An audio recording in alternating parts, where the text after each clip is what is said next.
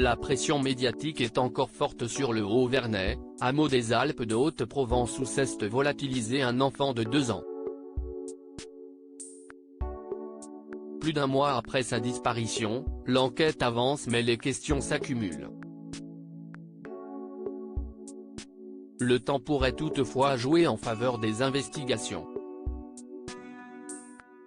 Depuis plus d'un mois, le Haut-Vernay, village des Alpes de Haute-Provence est en proie à l'inquiétude.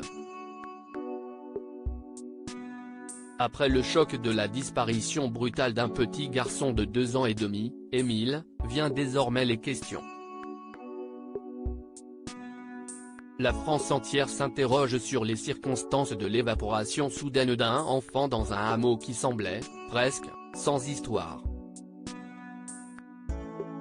Les projecteurs sont braqués sur la famille du garçonnet, notamment le grand-père maternel qui l'avait sous sa surveillance, mais aussi les jeunes parents.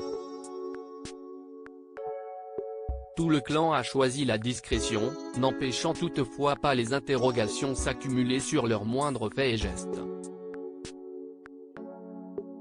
Une attention médiatique forte et pesante mais qui va finir par retomber et peut-être permettre l'émergence d'indices.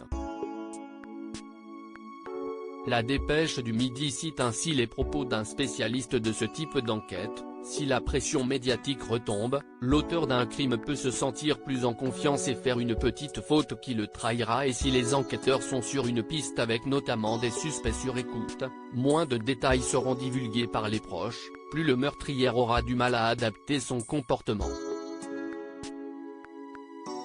Plusieurs pistes mais aucun indice ouvert en flagrance le 9 juillet, au lendemain de sa disparition. Pour recherche des causes de disparition inquiétantes, l'enquête a depuis été confiée à 2 juges d'instruction d'Aix-en-Provence.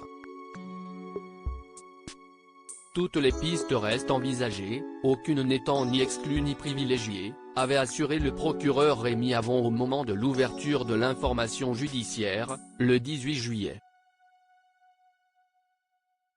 Ont été ainsi évoqués l'acide, un psychopathe ou même encore des animaux.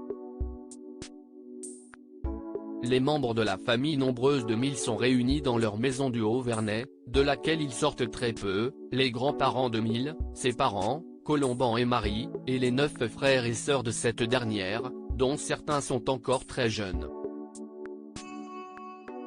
Ils sont rassemblés dans la foi pour affronter ce qui se présente comme le plus terrible des étés pour eux.